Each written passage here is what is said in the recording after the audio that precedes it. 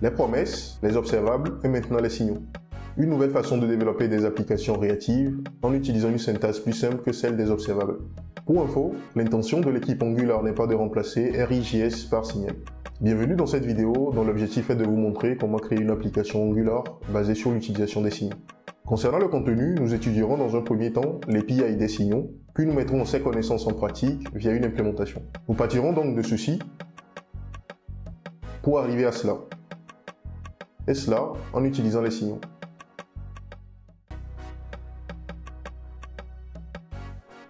Nous allons commencer par une découverte rapide de l'API des signaux. Pour utiliser les signaux dans Angular, il faut commencer par l'importer depuis le corps, comme nous l'avons fait ici. Pour créer un signal, on utilise la fonction signal en lui passant en paramètre la valeur initiale du signal. Donc dans notre cas ici, nous créons un signal qui s'appelle âge et dont la valeur initiale est égale à 10. Il faut noter qu'on peut également préciser le type du signal à l'initialisation.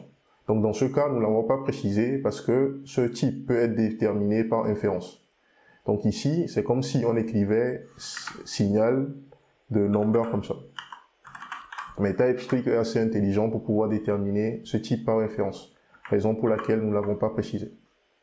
Donc nous avons un deuxième exemple ici où nous créons un signal qui contient une liste d'utilisateurs. Donc dans ce cas, vu que le TypeScript ne peut pas déterminer ça par inférence, nous précisons explicitement le type du contenu du signal dans ce cas, qui est déclaré là.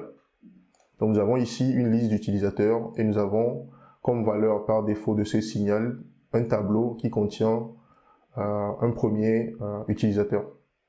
Concernant la lecture d'un signal, pour lire la valeur d'un signal, on utilise un getter. Donc le getter, pour avoir un getter, il suffit juste de faire suivre le nom du signal ou le nom de la variable représentant le signal des double parenthèses comme ça, comme si on faisait appel à une fonction. Donc dans ce cas, si nous référons à ce que nous avons ici, nous avons déclaré le signal en lui passant une valeur initiale. Donc nous avons le signal qui est référencé par la variable âge ici. Donc pour lire le contenu du signal plus tard, il suffit de faire suivre le nom de la variable par les double parenthèses comme si on faisait appel à une fonction. Donc l'exécution de cette ligne va nous retourner la valeur contenue actuellement dans le signal qui est 10 dans ce cas, raison pour laquelle nous aurons 10 ici. Donc pareil, pour accéder à la liste des utilisateurs, c'est-à-dire le contenu de ce signal users ici, il nous suffit de faire suivre le nom de la variable représentant le signal par les double parenthèses, ce qui nous permet de récupérer le tableau que nous avons initialement saisi ici. Concernant la mise à jour de la valeur d'un signal, il existe trois façons de le faire en fonction de notre besoin. Nous allons donc passer en revue ces différentes façons de faire. La première façon de faire consiste à remplacer la valeur actuelle d'un signal par une autre valeur. Donc si on veut se référer à la programmation normale, c'est comme si on écrasait une valeur initiale par une autre valeur. Donc pour réaliser cela, on utilise la méthode set qui est disponible sur le signal. Donc ici, nous avons un signal âge et pour modifier sa valeur et l'écraser avec une nouvelle valeur qui est 15 dans ce cas, on utilise la méthode set. Et en procédant ainsi, après l'exécution de cette ligne, lorsque nous lisons plus tard la valeur de notre signal ou la valeur contenue dans notre signal, on aura la valeur 15 parce que la valeur initiale 10 a été remplacée par une nouvelle valeur qui est 15. Si au contraire, notre intention est de mettre à jour la valeur actuelle du signal en se basant sur sa valeur courante, dans ce cas, on utilise la méthode update, dont la syntaxe est la suivante. Donc cette méthode prend en paramètre une fonction dont le paramètre représente l'ancienne valeur ou la valeur courante du signal. Et cette fonction doit retourner une valeur qui correspond à la nouvelle valeur du signal, c'est-à-dire la nouvelle valeur qui sera utilisée pour écraser l'ancienne valeur.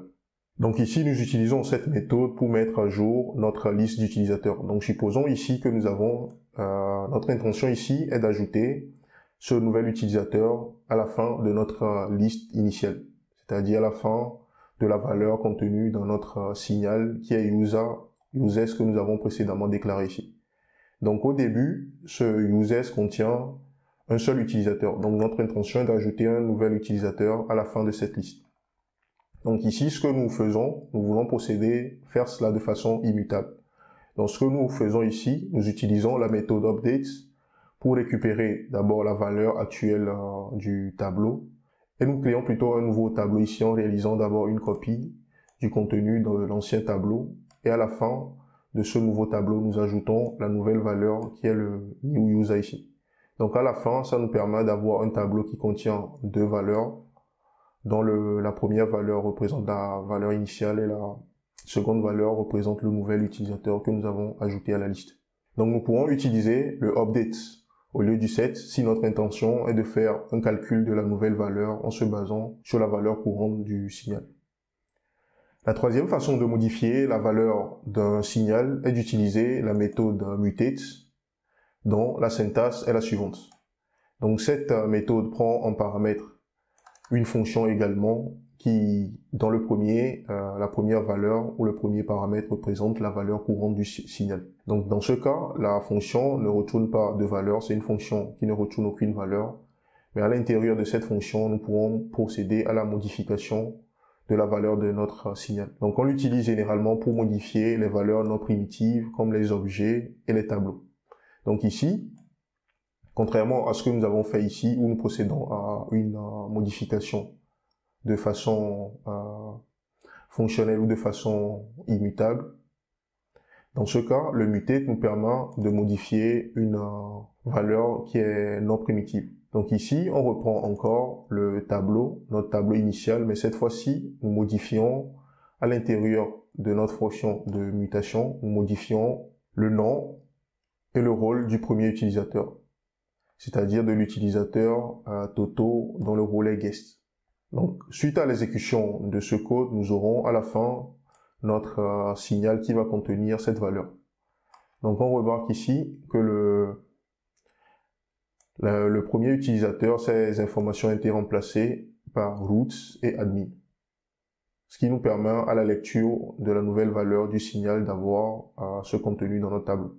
Donc ici, il s'agit d'une mutation du tableau initial. Donc on voit clairement que nous sommes en train de modifier le tableau. On écrase le contenu avec une nouvelle valeur. Donc si notre intention est de réaliser une mutation, nous pourrons utiliser cette façon de faire. Et lorsque nous voulons faire les choses de façon fonctionnelle ou de façon immutable, on peut utiliser le update. Donc ces deux méthodes prennent comme paramètre la valeur courante jusque la première méthode. Pour la première méthode, nous aurons retourné la nouvelle valeur qui sera utilisée pour écraser la valeur courante du signal. Donc ceci fonctionne de façon fonctionnelle et ceci fonctionne d'une façon procédurale ou non fonctionnelle. Concernant le fonctionnement général d'un signal, lorsqu'on modifie la valeur actuelle d'un signal, tous les consommateurs du signal sont informés du changement. Mais charge à eux de relire le contenu du signal de façon explicite afin d'avoir la nouvelle valeur. Donc vous aurez peut-être remarqué cela, mais ici, à chaque fois qu'on modifie la valeur d'un signal en utilisant l'une des méthodes de modification, il faut après relire explicitement la valeur pour relire le contenu du signal pour avoir la dernière valeur. Côté Angular, lorsqu'on utilise un signal dans le template d'un composant, Angular devient consommateur de ce signal. À chaque fois que la valeur du signal change, il est donc informé. Angular procède ainsi à un nouveau rendu pour mettre à jour la vue affichée à l'utilisateur. Une question à se poser lorsqu'on découvre les signaux, c'est quoi la différence entre signal et observable? Comme nous venons de le voir, avec un signal, lorsqu'il y a un changement de valeur, le signal informe juste les consommateurs du changement. Et c'est à la charge des consommateurs de relire le contenu du signal pour avoir la nouvelle valeur. Les signaux n'émettent donc pas de valeur comme les observables. Du côté des observables, pour pouvoir lire la valeur d'un observable, il faut souscrire à l'observable via un callback. Ce callback sera automatiquement appelé par la suite à chaque nouvelle émission de valeur. L'objectif de cette vidéo n'étant pas de comparer les observables aux signaux. Pour plus de détails sur le sujet, je mettrai en description de cette vidéo le lien vers un article qui réalise une comparaison plus poussée de ces deux éléments. Si nous prenons le code que nous avons ici, dans le but d'expliquer la différence entre un observable et un signal, côté observable, nous créons ici un flux ou une source d'information qui est nommée observable ici. Donc pour pouvoir lire le contenu ou les valeurs émises par ce flux nommé observable ici, il faut procéder à une souscription au flux en utilisant le subscribe et en lui passant un callback. Donc ce callback que nous passons en paramètre ici sera exécuté à chaque nouvelle émission de valeur par cet observable ou cette source. Donc à chaque fois qu'une nouvelle valeur est émise sur ce flux ou par cet observable, donc le callback que nous avons ici sera exécuté. Donc ici nous avons un observable qui représente une émission qui se fait chaque 1 seconde. Donc chaque 1 seconde, lorsqu'on exécute ce code, chaque 1 seconde, on aura dans la console le message new value receive avec la nouvelle valeur émise par ce flux. Donc si nous passons maintenant au code représentant les signaux, donc ici nous créons dans un premier temps un signal. Donc après la création, il faut lire explicitement la valeur du signal pour pouvoir avoir le contenu du signal. Donc dans ce cas, on aura la valeur 0. Plus tard, si dans le code nous procédons à la modification de la valeur du signal en lui donnant 7 dans ce cas, il faut relire de façon explicite la nouvelle valeur ou lire de façon explicite le contenu de notre signal ici pour pouvoir avoir la nouvelle valeur à jour. Donc il ne s'agit pas d'un callback à passer en paramètre et qui sera appelé à chaque fois. Donc il faut après la mise à jour lire explicitement le contenu du signal pour avoir la dernière valeur à jour. Donc c'est la différence entre les deux. Nous allons maintenant voir la notion de signal calculé, computed signal en anglais. Un signal calculé, comme son nom l'indique, est un signal dont la valeur est calculée à partir de la valeur d'un ou de plusieurs autres signaux. Si nous avons par exemple un signal A qui est calculé à partir de 2 autres signaux B et C, alors le signal A est considéré comme un signal calculé, c'est-à-dire un computed signal, et les signaux B et C sont dans ce cas considérés comme des dependent signals, c'est-à-dire des signaux dont dépend le signal A. Donc A et B et C, on les appelle dans le jargon des signaux dépendants, et le signal A est considéré comme le signal calculé. Si nous devons faire une comparaison avec les flux, au niveau de RIJS, cela s'apparente à la combinaison de flux en utilisant l'opérateur combine-lattice. C'est-à-dire que la valeur du signal est recalculée à chaque fois que l'un de ces signaux dépendants change de valeur. Il faut noter que les signaux calculés sont en lecture seule. C'est-à-dire qu'on ne peut pas modifier leur valeur en utilisant les méthodes set, update et mutate que nous avons vues précédemment. La valeur des signaux calculés est également mémorisée après chaque calcul pour éviter des recalculs inutiles la prochaine fois qu'un consommateur essaiera de lire la dernière valeur du signal. L'implication côté Angular, c'est que même si on lit plusieurs fois la valeur d'un signal calculé à différents endroits dans le template d'un composant, cela n'entraînera pas de recalcul, vu que les valeurs seront mémorisées. Donc le calcul se fera une fois, c'est-à-dire au premier appel, mais lorsque la valeur sera lue, les prochaines fois, elle ne sera pas recalculée tant que la valeur de l'un de ces signaux dépendants ne change pas. Nous avons ici un exemple d'utilisation de signal calculé. Donc ici, nous avons 2 signaux ici. Un premier signal qui est unit price qui a la valeur 10 et un second signal qui a la valeur 5 ici. Ici, on utilise la méthode computed. C'est la méthode, plutôt la fonction qui permet de créer des signaux calculés. Cette fonction computed prend en paramètre un callback qui contient des getters de signaux. Donc ici, les getters de signaux, nous avons un getter du signal unit price et un getter du signal quantity ici. Donc la sémantique derrière ce code, c'est que nous souhaitons créer un signal qui sera nommé total price, qui sera un signal calculé et qui est un signal calculé à partir de la valeur des signaux unit price et quantity. Donc à chaque fois que l'une des valeurs de ces signaux dépendants change, la valeur de ce signal sera automatiquement mise à jour. Donc lorsqu'on initialise la première fois le contenu de notre signal total price, donc sa valeur sera égale à la valeur de unit price ici, qui est 10, multiplié par la valeur de quantity qui est égale à 5 ici. Donc la prochaine fois, après cette initialisation, lorsqu'on va essayer de lire la valeur du signal total price en utilisant son getter ici, donc la valeur récupérée sera la multiplication de ces 2 valeurs, d'où le séquent que nous avons ici. Donc plus tard, lorsqu'on modifie l'un des signaux dépendants, c'est-à-dire unit price ou quantity, donc ici, dans ce cas on modifie le unit price, donc du coup, la valeur du signal calculé sera mise à jour automatiquement. Mais il faut, comme nous l'avons vu, relire cette valeur pour avoir la dernière valeur à jour. Donc du coup, lorsque l'utilisateur va lire plus tard la valeur de ce signal en utilisant ce getter. Donc on aura la nouvelle valeur à jour qui sera la dernière valeur du unit price qui est égale ici à 7 multiplié par la dernière valeur du quantity. Et dans notre cas, le quantity est égal à 5. Donc du coup 7 fois 5, ça donne 35, d'où la valeur qui est ici.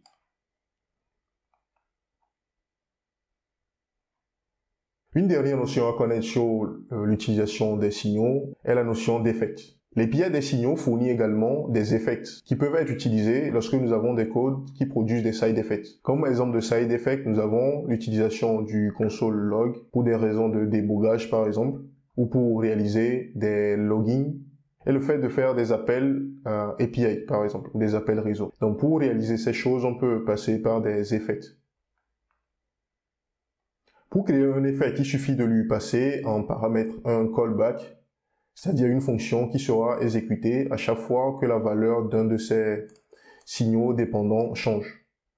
Donc ici, nous créons ici un effet ici, en lui passant un callback ici. Et vu que nous utilisons le isValid, qui est un signal qui est créé ici, nous utilisons le getter de ce signal qui est créé ici à l'intérieur de ce callback. Cela veut dire que cet effet devient dépendant de ce signal. C'est-à-dire qu'à chaque fois que la valeur de ce signal va changer, donc le callback ici sera exécuté. Donc ceci s'apparente un peu à ce que nous avons vu pour les signaux calculés.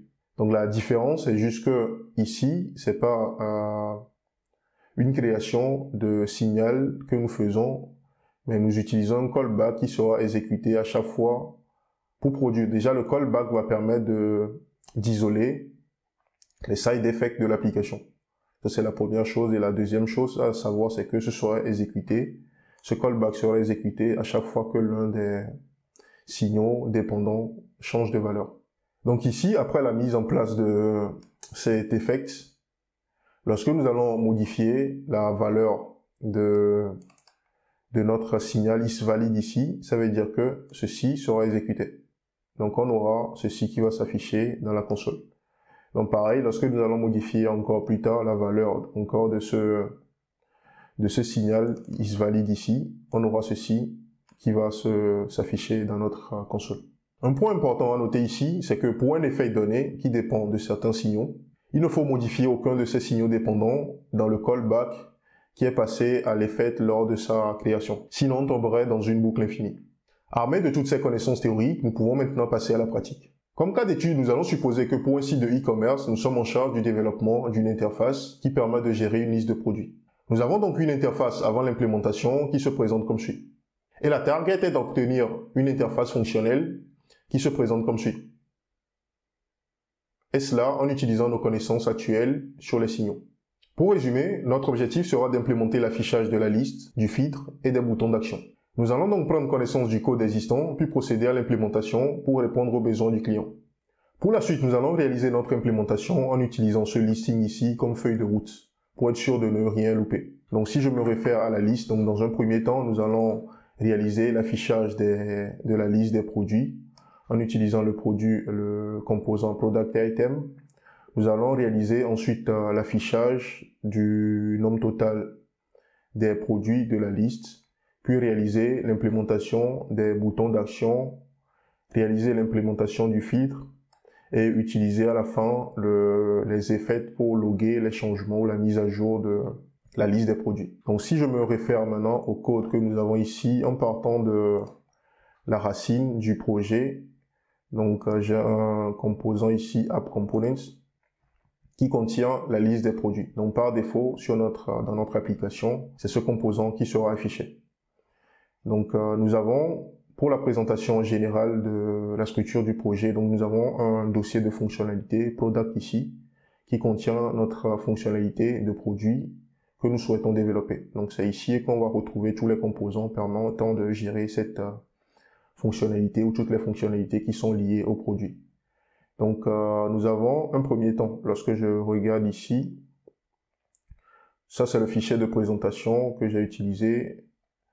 Là, nous avons le modèle ou les différentes interfaces qui seront utilisés, les types qui seront utilisés pour la représentation des produits. Donc si on prend un produit, ici, nous avons un modèle ou une interface qui représente les produits. Donc chaque produit a un identifiant, un nom et puis un type. Et le type peut prendre l'une des valeurs indiquées ici, soit drink, soit food. Drink pour indiquer que c'est une boisson, food pour indiquer que c'est une nourriture.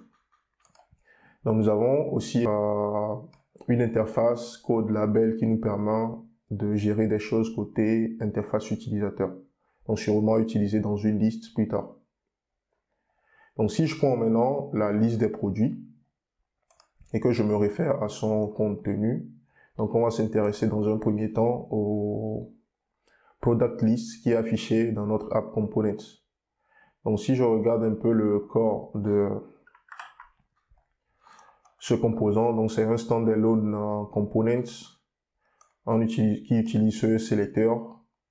Donc à l'intérieur, nous avons une liste ici de product type.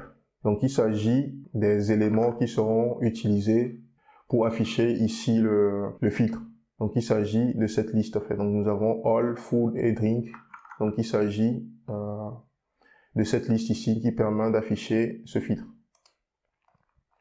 Donc nous avons également la valeur qui représente les produits à afficher. Donc dans une application, on aurait récupéré ça du serveur par exemple. Donc il s'agit ici d'une liste statique qui représente la liste des produits que nous devons afficher.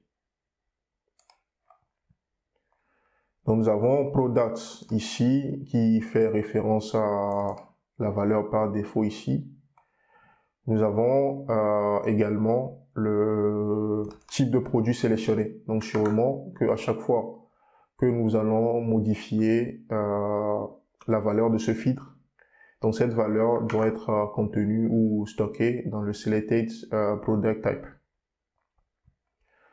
Donc ici nous avons ensuite des to-do qui sont les implémentations que nous devons réaliser. Donc nous avons une variable qui représente la liste filtrée. Nous avons le constructeur que nous devons renseigner, donc des to-do avec des callbacks à implémenter. Donc le but c'est d'implémenter, de procéder à l'implémentation de ces différents callbacks ou ces différentes méthodes qui seront appelées en réception ou lorsque des événements se produisent sur la partie HTML.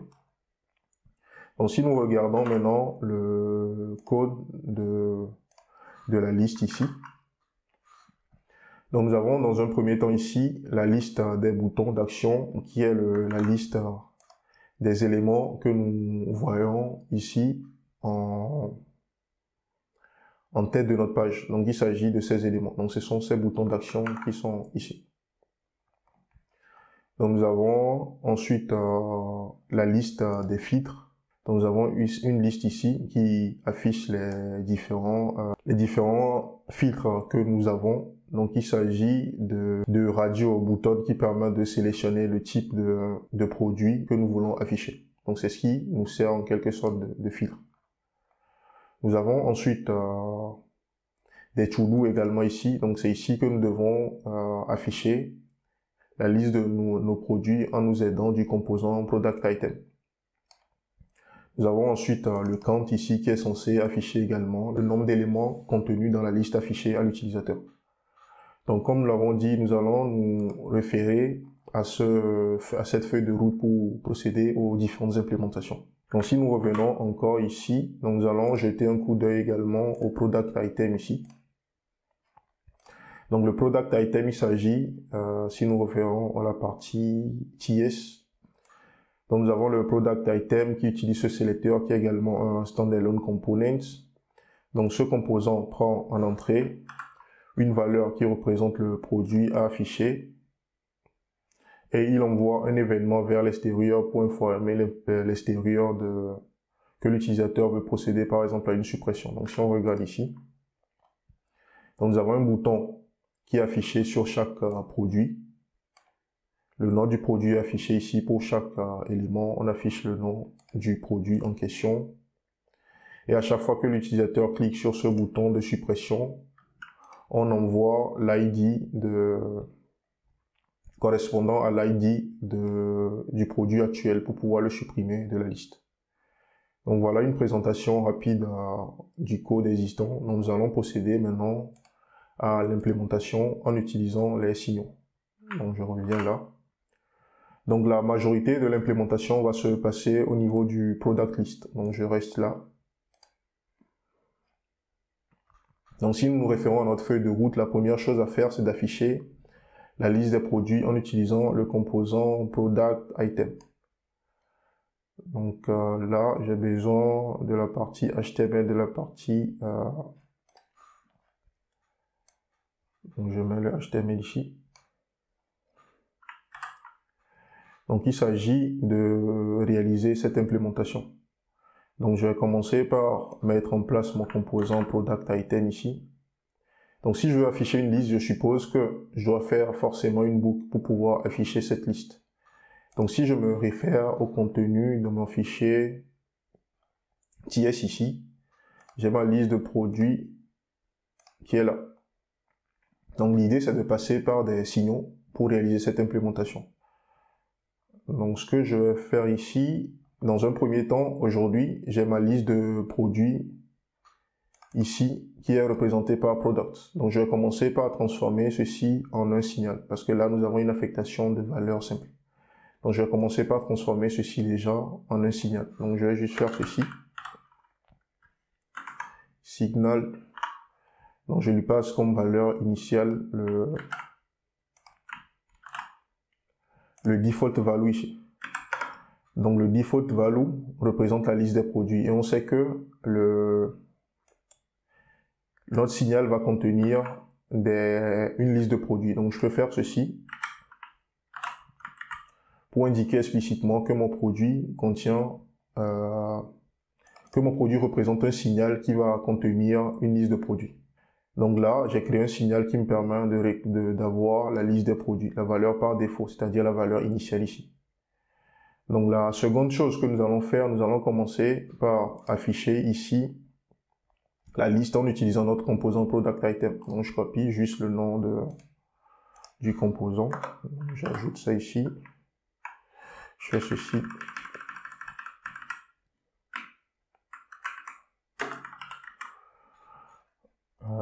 Je vérifie juste si le composant a été importé ou pas au niveau de ma liste du product list. Donc je vérifie au niveau des imports, le composant est déjà là, donc c'est bon. Donc il suffit de compléter l'API ou l'interface de ce composant. Donc on me dit ici que j'ai besoin d'un paramètre produit qui est requis. Donc je fais ceci, product comme ça. Donc je vais lui passer une valeur qui représente le produit à afficher. Donc dans notre cas, vu que nous avons créé un signal ici qui représente la liste des produits, nous allons lire cette valeur et utiliser une boucle pour afficher la donnée. Donc je prends le nom ici, je viens là, je colle le nom. Donc en faisant ça, j'ai accès à un signal et pas à la valeur du signal. Donc pour accéder à la valeur du signal, je dois faire ceci pour pouvoir accéder à sa valeur. Donc j'appelle le getter. Mais notre intention, c'est de récupérer cette liste et de passer chaque élément de cette liste à notre produit ici. Donc je peux juste ici créer, mettre un NG4 ici, m'aider d'un NG4 ici. Donc je fais un NG4 ici. Donc je fais let, je fais product of. Donc je récupère la liste de mes signaux, de mon signal product ici. Donc j'utilise un getter pour récupérer la valeur et je passe cette valeur maintenant à ma liste de produits. J'enregistre là, j'enregistre également cette partie. Je vérifie juste dans ma console que j'ai pas d'erreur. Là j'ai pas d'erreur, je vais refermer la console. Je retourne maintenant au navigateur. Et j'ai le résultat escompté. Donc il y a ma liste qui s'affiche bien ici en utilisant les signaux. Donc si je reviens maintenant au code, je peux dire que j'ai fini l'implémentation de cette liste. Donc je peux supprimer ce to-do. Donc je mets à jour ma feuille de route Donc je viens là, je peux supprimer cette ligne ou marquer cela comme terminé. Donc je peux mettre une croix ici pour marquer que c'est terminé. Donc du coup, il nous reste maintenant à afficher. La prochaine étape, c'est d'afficher le nombre total de produits. Donc je retourne dans ma partie HTML ici. Donc je vais réaliser cette implémentation pour réaliser la liste, pour afficher le nombre d'éléments dans cette liste ici. Donc je peux simplement ici encore faire appel au signal. Donc je vais utiliser un getter pour récupérer la valeur du signal. Donc je fais ici product comme ça. Ça me donne accès à la liste de produits. Donc je peux faire ici products.length comme ça pour afficher le nombre d'éléments contenus dans cette liste de produits. Donc là je vais juste enregistrer cela. Donc je retourne dans mon navigateur. Donc là j'ai la valeur qui est également affichée ici, qui correspond au nombre d'éléments dans le nombre total d'éléments dans ce tableau. Nous allons maintenant implémenter la suppression des éléments. Donc il s'agit de procéder à l'implémentation de ces boutons qui n'est pas fonctionnel pour le moment. Donc si je retourne dans le code, j'ai fini avec cette partie, donc j'enlève également ça. Au niveau de ma feuille de route également, j'ai fini la deuxième implémentation. Donc je vais maintenant procéder à l'implémentation. Donc ici j'ai omis de préciser que je dois également faire la suppression. Donc là, on va réaliser la suppression. Donc pour réaliser la suppression, donc si je me réfère à l'interface ici de mon composant, on voit que nous avons un événement delete qui est émis à chaque fois que nous cliquons sur le bouton de suppression ici. Donc nous allons juste écouter cet événement ici delete, récupérer l'ID et procéder à l'implémentation. Donc je peux retourner ici. Donc je vais juste ajouter ici un callback. Donc si je viens là dans ma partie TS, je crois que j'ai déjà le callback qui est là.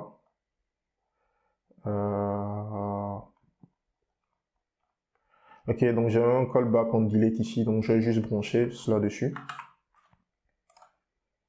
Je fais en delete et je lui passe l'événement en question. Donc dans ce cas, il s'agit de l'ID du produit à supprimer. Donc si je retourne maintenant côté implémentation, donc ici je dois réaliser l'implémentation. Donc du coup, je vais juste dans un premier temps faire ici un console.log pour afficher la valeur du produit. Juste pour m'assurer que mon callback fonctionne bien. Donc si je retourne là, donc si je clique là, j'ai 3 qui s'affichent. Donc j'ai les ID qui s'affichent bien. Donc il me suffit juste maintenant de se baser sur ces ID pour enlever les produits de la liste des produits. Donc, je retourne encore une fois là. Donc je sais que ma liste de produits est représentée ici par le signal product ici. Donc je vais m'aider ici de ce que nous avons vu précédemment sur la mise à jour des signaux pour pouvoir réaliser cela, cette implémentation. Donc ici, je vais juste utiliser cet ID. Donc ici, je récupère la référence du signal, donc c'est product dans mon cas. Donc ici, je vais m'aider de la méthode update pour pouvoir faire la modification. Donc je peux soit utiliser le set, soit utiliser le update ici pour pouvoir modifier la valeur. Donc du coup ici, je récupère la liste courante qui va représenter la liste des produits, comme ça. Et je vais retourner une nouvelle liste qui va correspondre à la nouvelle liste d'utilisateurs, c'est-à-dire la liste sans le produit dont le product ID est passé en paramètre ici. Donc ici, je vais utiliser le fonctionnel, donc je vais prendre le product ici, à partir du product que j'ai récupéré ici. Donc je vais juste utiliser ici la méthode filter qui est disponible sur les tableaux. Donc je vais dire ici que dans ma nouvelle liste, je vais garder seulement les produits dont l'ID, donc je fais product.id comme ça, des produits dont l'ID sera, je vais garder seulement les produits dont les ID seront différents de l'ID qui est passé en paramètre ici. Donc je vais faire ceci, différent de product ID. J'enregistre là. Je retourne dans mon navigateur maintenant pour tester ce que ça donne. Donc je retourne dans mon navigateur. Je supprime un élément, l'élément disparaît de la liste. Je fais ça, l'élément disparaît de la liste. Et on voit également que le count est automatiquement mis à jour. Donc je reprends, j'actualise la page. J'ai 3 éléments ici. Je supprime un élément, j'ai 2. Je supprime un élément, j'ai 2. Je supprime un élément, j'ai 0. Donc la suppression est également fonctionnelle. Donc je vais enlever ce to-do. Je retourne au niveau de ma feuille de routes. Nous allons implémenter maintenant les boutons d'action.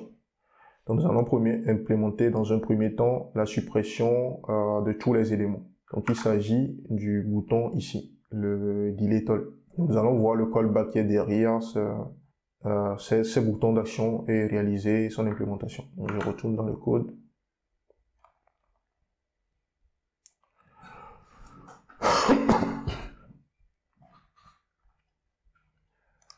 Donc je prends ma liste de produits. C'est bon pour cette implémentation. Donc je passe à partir d'ici. Donc je cherche juste le bouton en question. Il s'agit du delete all. Donc je regarde le callback qui est dessus. Donc je vais procéder à l'implémentation de la suppression de tous les éléments. Donc ça, je pense que c'est le plus facile à faire. Donc il suffit d'écraser la liste des produits en lui donnant un tableau vide. Donc je vais juste faire ceci, set comme ça, et je lui passe un nouveau tableau qui sera un tableau vide.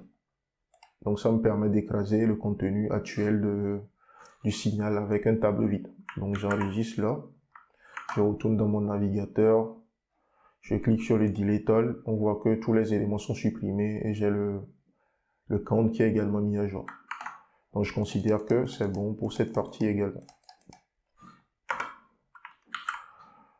Donc je retourne au niveau de ma feuille de route toujours. C'est bon pour le delete all. Donc je mets une petite croix ici. Nous voulons faire le reset de la liste. L'idée derrière le reset, c'est que nous allons, imaginons que l'utilisateur fasse plusieurs suppressions et qu'il veut restaurer la liste initiale. Donc nous allons utiliser le reset list pour pouvoir réaliser cela. Donc si je retourne là, donc l'idée c'est que lorsque l'utilisateur va cliquer sur le reset list après avoir fait ceci, si je fais reset list, je dois revoir ici la liste initiale avec les 3 éléments. Donc je retourne, je vais sur mon composant, la partie HTML, je cherche le callback correspondant. Donc ici j'ai le reset list. Donc j'ouvre ça. Donc c'est ici que je vais réaliser l'implémentation. Donc ici aussi c'est facile à faire. Donc il s'agit d'écraser encore le contenu du signal avec la liste par défaut. Donc on avait récupéré cela dans le default value ici. Donc il s'agit de cette valeur. Donc il suffit d'écraser la nouvelle valeur, l'ancienne valeur du signal avec cette nouvelle valeur. Donc j'enregistre également. Je retourne dans mon navigateur. Je vais tester cela. Donc je fais ceci. Je supprime 2 éléments. Je fais reset list. Ma liste est mise à jour. Le count est également mis à jour. C'est bon également pour cette implémentation. Donc je peux faire ceci.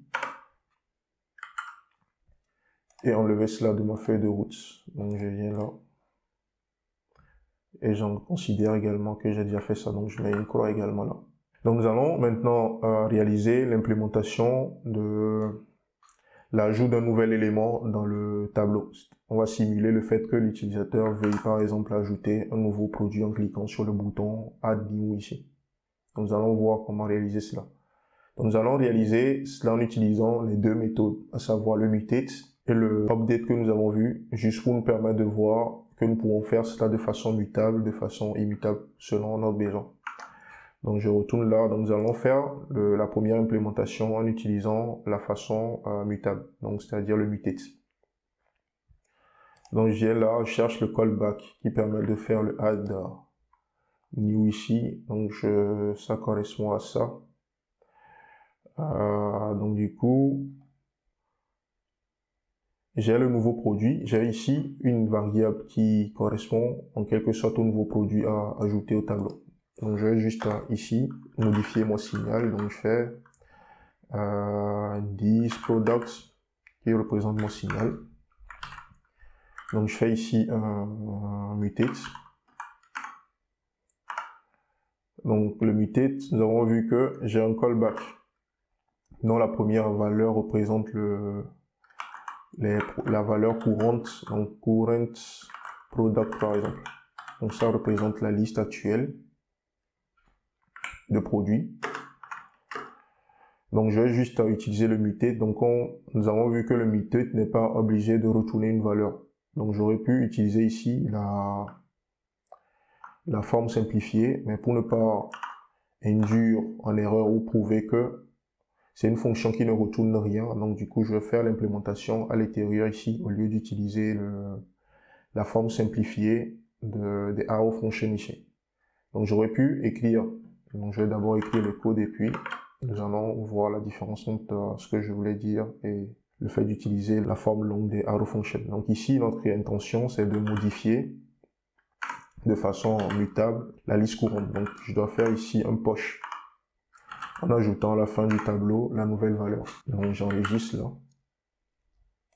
Je retourne dans mon navigateur. Là j'ai une erreur. Il me dit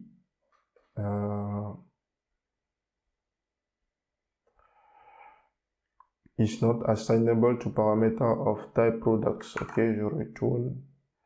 J'ai une liste de produits ici. Le nouveau produit. Ok, peut-être parce que j'ai pas déclaré le produit en tant que product ici. J'enregistre, je retourne. Donc là, l'erreur a disparu. Donc si je fais add new ici, on voit que le nouveau produit qui correspond au produit Coca-Cola ici a été ajouté en utilisant le mutate. Donc nous allons réaliser maintenant la seconde implémentation qui se base sur l'utilisation de... Nous allons réaliser la seconde implémentation. Donc là déjà, je vais dire que j'ai fini avec ça. Et nous allons maintenant procéder à l'implémentation en utilisant la méthode immutable. Donc du coup, ça c'est le add products. J'ai fini avec cette partie. Ce que je disais tout à l'heure, c'est que j'aurais pu directement faire ceci. Mais pour ne pas donner l'impression que c'est le résultat qui est utilisé à la fin par le mutate, c'est pourquoi je voulais mettre le corps de mon arrow function de façon explicite. Nous allons maintenant procéder à la modification. J'ai mis ici que pour les personnes qui sont font de l'utilisation de l'immutabilité. Donc du coup, c'est ici que je devais faire l'utilisation de la méthode push, mais j'ai inversé les choses, mais c'est pas grave.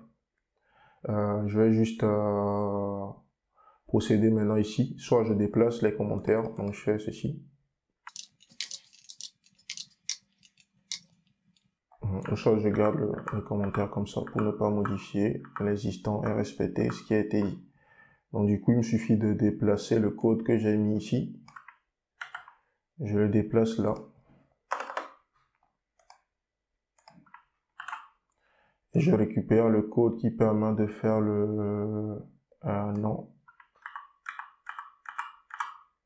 Bon, il me suffit de récupérer plutôt ce code, parce que c'est ce code qui fait juste la partie, la mutation. Donc je récupère juste ça, je le mets juste là.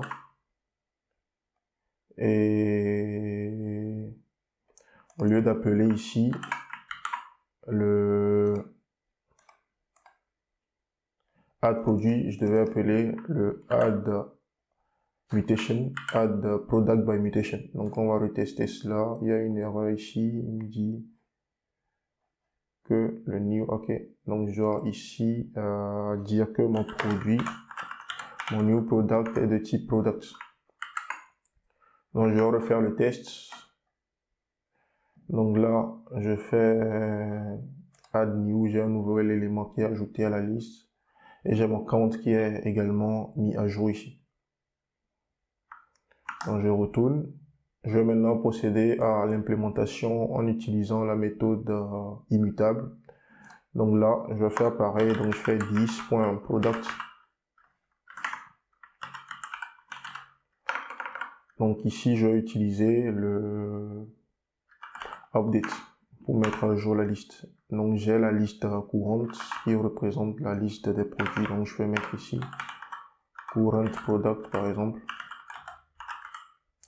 Current products et je vais retourner la nouvelle liste. Donc ici, je vais prendre ici la liste actuelle. Donc ça fait current products. Et à la fin de la liste, de cette liste, j'ajoute mon nouveau produit. Donc new product. Donc on va tester si cela marche bien. Donc du coup, si cela marche, on doit avoir Coca-Cola à la fin de notre liste lorsqu'on utilise cette méthode. Donc je vais juste récupérer le nom parce qu'avant nous avons branché le add by mutation sur le composant. Donc nous allons remplacer cela par le add product. Donc j'enregistre. Je retourne ici. Je fais un add new. Donc j'ai Coca-Cola qui est ajouté à la fin de ma liste. Je fais un reset. Donc j'ai ma liste initiale qui revient à la normale. Je fais add new. J'ai le Coca-Cola qui est ajouté. Je fais delete all. Tout est supprimé. Je fais add new. J'ai le Coca-Cola qui est ajouté de nouveau de façon immutable. Donc si nous revenons maintenant au niveau de la feuille de route, nous avons également réalisé cette implémentation. Il nous reste maintenant à réaliser l'implémentation du filtre de sorte à ce que lorsque l'utilisateur clique par exemple sur drink, que seulement les boissons s'affichent. S'il clique sur food, que seulement les nourritures s'affichent. S'il clique sur all, que tous les produits s'affichent. Donc nous allons procéder maintenant à cette implémentation. Donc je retourne au niveau de ma liste. Donc si on regarde de nouveau, juste pour avoir un aperçu avant de faire le filtre, si on regarde de nouveau le modèle des produits ici, donc nous avons un produit qui a un ID, un name et un type. Donc nous allons procéder au filtre en se basant sur ce type que nous avons ici. Donc l'idée ici, si je reviens maintenant à la liste ici, l'idée derrière c'est que dans cette liste de produits, nous avons un certain type pour chaque produit. Donc l'idée c'est que lorsque l'utilisateur va choisir depuis l'interface en utilisant le radio button que nous avons ici, à chaque fois que l'utilisateur va choisir un des types de produits, il y a ce callback qui sera appelé. Donc ce callback est censé modifier à chaque fois la valeur finale ou la valeur actuelle du filtre, de sorte qu'on puisse l'utiliser pour mettre à jour notre liste de produits. Donc ici, ce que nous allons faire dans un premier temps, nous allons créer un signal qui va représenter la valeur sélectionnée par l'utilisateur ici, c'est-à-dire la valeur actuelle du filtre. Donc ici, je vais créer un nouveau signal. Donc ici, je vais créer un signal. Nous avons déjà ici une valeur qui représente la valeur actuelle du filtre, c'est-à-dire sa dernière valeur. Donc l'idée ici, au lieu d'utiliser une variable simple comme ça, nous allons transformer ça en un signal et faire en sorte et créer un nouveau signal qui va se baser sur ce signal et la valeur de la liste. C'est-à-dire qu'à chaque fois que l'utilisateur va sélectionner la valeur d'un filtre ici, nous allons utiliser le signal que nous allons mettre en place ici, combiner ça avec cela pour avoir un nouveau signal qui sera utilisé pour afficher la liste que nous avons ici. Donc l'idée c'est de mettre en pratique le computed ou de créer un signal calculé. Donc je vais commencer dans un premier temps par transformer ceci en un signal ici. Donc je fais ici signal en lui passant en paramètre la valeur all. Donc je fais ceci.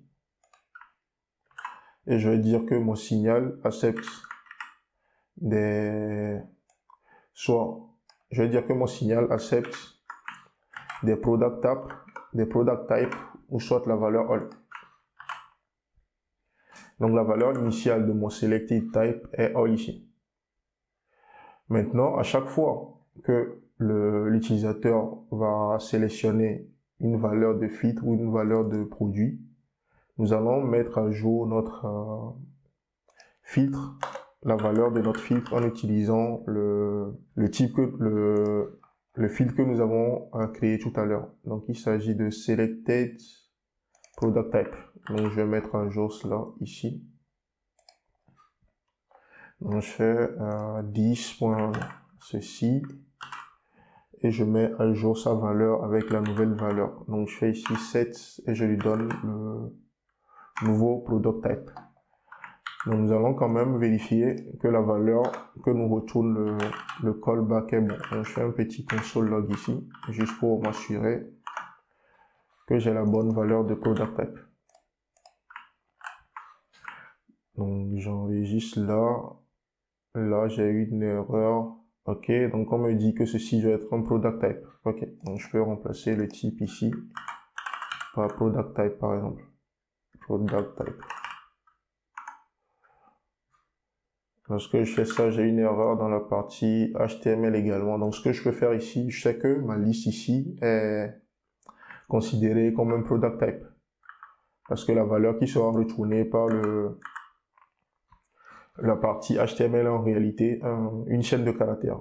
Et nous savons que le product type, en réalité, le product type que nous avons créé, c'est juste des chaînes de caractères également, mais limitées à all, à drink et puis à food. Donc ce que je peux faire ici, c'est de dire que je considère cette valeur comme étant un product type. Donc je peux faire ceci pour éviter l'erreur TypeScript. Donc je vais juste faire le test et voir à quoi correspond cette valeur. Donc ici, lorsque je clique sur drink, j'ai drink. Lorsque je clique sur food, j'ai food. Et lorsque je clique sur all, j'ai all. Donc j'ai les bonnes valeurs ici qui correspondent aux valeurs des types ici. En plus du type supplémentaire all que nous avons créé là.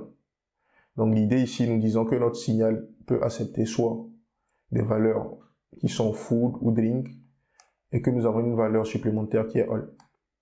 Donc nous avons réalisé en quelque sorte une extension du type existant pour pouvoir réaliser cela. Donc nous pouvons maintenant procéder à notre implémentation. Donc ce que nous allons faire ici, nous allons créer un signal qui va contenir la liste filtrée. Donc il s'agit de cette liste. Donc ici également nous allons transformer cette liste en un signal. Donc je fais ceci. Donc au lieu d'utiliser la liste initiale qui est le product list, nous allons plutôt utiliser cette liste pour représenter notre liste filtrée. Donc ici, au lieu que ça soit un signal directement, nous allons créer ici un computed list qui va se baser sur les deux signaux, à savoir product list et puis le selected product type. Donc ici, je vais créer un computed pour pouvoir réaliser cela. Donc je vais dire ici que mon computed ici, il se base sur deux choses. Donc je vais juste faire ceci. Donc il s'agit d'un signal qui est calculé à partir de la valeur des produits, donc la liste des produits. Donc il s'agit de product comme ça. Donc ça représente ma liste de produits. Donc je vais récupérer cette valeur ici en attendant. Donc je fais juste product qui représente ma liste de produits. Donc j'ai une deuxième valeur qui représente pour moi le selected type. Donc je peux mettre selected type comme ça. Donc ça va correspondre aussi à la valeur du signal selected product type. Donc nous avons vu que avec les computed type, à chaque fois que l'un de ces signaux change de valeur, le code ici sera exécuté pour mettre à jour la valeur du filtred list qui devient dans ce cas un signal calculé. Donc du coup, nous allons utiliser ces deux valeurs pour déterminer la nouvelle valeur du filtre. Donc nous allons mettre ici en place notre filtre. Donc nous allons dire que dans notre tableau, si la valeur du type, donc la valeur, donc ici je vais mettre if selected type, si la valeur de notre type correspond à all par exemple, que nous voulons retourner tous les produits. Donc nous allons faire juste ici un return qui correspond au product ici. Donc on dit que si la valeur est égale à all, on retourne tous les produits, c'est-à-dire qu'on ne possède pas au filtre. Et on va dire aussi que sinon, c'est-à-dire que si la valeur est différente de all, ce que nous allons faire, nous allons prendre la liste des produits, donc on va retourner cette liste de produits qui sera filtrée. Donc on va faire un filtre ici.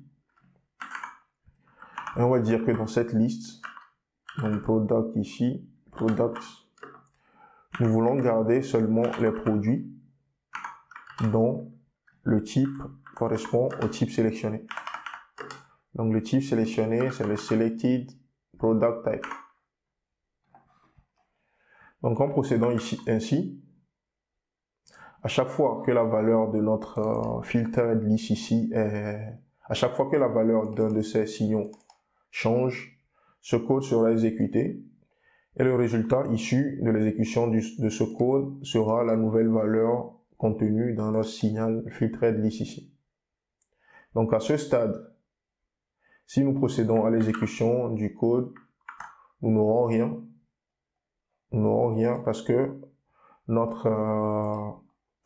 l'affichage de notre liste ici se base toujours sur l'ancien signal qui est product list. Donc il faut modifier cela pour que notre liste d'éléments maintenant se base sur la liste filtrée. Donc on revient là. On retourne dans notre HTML. Donc on va modifier cette liste. Donc au lieu d'utiliser des product list ici, on va utiliser le filtered product list. Donc je vais juste remplacer ces deux signaux par des filtered list. Donc j'enregistre, je retourne dans mon navigateur, j'ai pas d'erreur, je vérifie la compilation aussi, j'ai pas d'erreur de compilation. Donc je retourne dans mon navigateur et là maintenant nous pouvons réaliser le test. Donc supposons que je choisisse ici drink, je m'attends à ce que le original seulement soit affiché. Je fais ceci. Je vois également que le count est mis à jour. Donc ça fonctionne. Je choisis food. J'ai seulement les nourritures qui sont sélectionnées. Je fais all. J'ai tout qui est affiché de nouveau. Donc supposons maintenant que je supprime tout ce qui est nourriture. Donc il me reste juste de la boisson. Donc si je sélectionne food ici, je m'attends à ce que je n'ai rien dans ma liste. Je fais ça. J'ai 0. Mais si je sélectionne drink, je m'attends à ce que le dernier élément contenu dans la liste qui est la boisson soit affiché. Donc j'ai la boisson qui est affichée. Et lorsque je supprime l'élément, si je passe au all, je n'ai aucun élément dans la liste, donc rien n'est affiché. Donc on voit que tout ce que nous avons mis en place est combiné pour avoir cette interface. Donc si je fais de nouveau le reset de la liste ici, donc j'ai de nouveau tous mes éléments qui sont là. Si je fais par exemple, je sélectionne drink, j'ai seulement la boisson. Si je prends food, j'ai seulement comment dire ça, les nourritures. Donc supposons maintenant que je fasse ceci, que je sois sur drink et que je fasse un delete all. Donc j'ai supprimé tous les éléments. Lorsque je fais reset list, vu que maintenant dans ma liste j'ai de nouveau une boisson, la boisson s'affiche ici. Donc pareil, si j'ajoute un nouveau produit, vu que ce produit est une boisson, donc elle s'affiche automatiquement dans la liste. Donc je vais faire all ici. Donc j'ai 4 éléments. Je peux faire un delete all, j'ai rien. Je prends un drink. J'ajoute un nouveau. J'ai un élément all food. Donc du coup, j'ai mes différents éléments qui fonctionnent bien et mon interface qui est bien réactive maintenant. Donc je peux faire un reset de la liste. Je peux supprimer un élément, afficher. Donc on peut tester et voir que tout fonctionne bien. Donc si nous retournons maintenant à notre feuille de route, nous avons réalisé les différentes implémentations. La seule chose qui nous reste à voir maintenant, c'est le fait d'utiliser les effets pour pouvoir loguer ou déboguer notre application lorsque nous avons des soucis, par exemple. Donc du coup, ici, ce que nous pouvons faire, je vais ici. Nous avons fini avec tous les to-do. Donc on peut les enlever. Supposons maintenant que nous voulons mettre en place, supposons que nous avons lors de notre implémentation un souci et que nous souhaitons par exemple loguer à chaque fois la valeur de notre liste de produits ici. La liste de produits que nous avons définie ici. Ce signal, nous voulons loguer son contenu à chaque fois que sa valeur change. Donc du coup, nous pourrons mettre en place ici un effet pour réaliser cela. Donc je fais juste effect. Nous avons vu que cette fonction prend en paramètre un callback. Et ce que cette fonction fait, c'est que elle appelle à chaque fois ce callback, ou elle exécute à chaque fois ce callback, à chaque fois qu'un de ces signaux dépendants change. Donc ici, si nous faisons appel dans cette fonction à, par exemple, product, pour récupérer sa valeur, par exemple, product. Donc ça veut dire qu'à chaque fois que la valeur de ce product va changer, vu que c'est un signal dont dépend cet effect, l'effect va appeler ce callback à chaque fois. Donc du coup, ce que nous pouvons faire ici, supposons que nous récupérons cette valeur, ou simplement je vais l'afficher quoi. Parce qu'on voulait utiliser cela pour faire pour des raisons de débogage. Donc je récupère juste cette valeur. Donc on va voir le comportement de cela. Donc si je retourne dans mon navigateur. Donc ici, nous avons la valeur qui est déjà loguée la première fois qu'on arrive dans le navigateur, c'est-à-dire la première fois que la valeur est enseignée. Donc si nous modifions plus tard cette valeur, supposons que je supprime ceci, on voit que la valeur est loguée. Mais regardons ici, lorsque je modifie la valeur du drink ici, vu que cela ne touche pas au flux dont dépend l'effect, on voit que il n'y a rien qui est logué concernant le signal en question. Donc cela prouve que l'effect est exécuté seulement si le signal dont il dépend est modifié. Donc par contre, si je fais ceci maintenant, si je fais reset list, on voit que de nouveau, l'effet est appelé parce que ces boutons d'action derrière font des modifications de la liste des produits, raison pour laquelle ces éléments sont logués. Mais si je fais ça, vu que ça ne touche pas directement au signal en question, au signal dépendant, donc du coup, on n'a pas de log qui est affiché. Donc voilà pour la dernière implémentation. Donc on vient ainsi de terminer ou d'arriver à la fin de notre feuille de route. Donc on a réalisé toutes ces implémentations en se basant sur tout ce que nous avons appris dans la partie théorique. Donc voilà pour ce que j'avais à partager avec vous sur l'utilisation des signaux dans Angular. J'espère que vous avez appris quelque chose de nouveau à travers cette vidéo et que vous utiliserez ces connaissances dans le développement de vos nouvelles applications. Si vous jugez que vous avez appris quelque chose à travers cette vidéo, alors n'hésitez pas à la liker. Afin que la connaissance se multiplie, n'hésitez pas également à partager cette vidéo avec d'autres développeurs Angular dans votre entourage. Vous souhaitez revoir d'autres vidéos comme celle-ci sur des sujets en rapport avec le développement web? Alors n'hésitez pas à souscrire à la chaîne et à activer la notification pour ne pas rater les nouvelles vidéos à venir. D'ici là, portez-vous bien.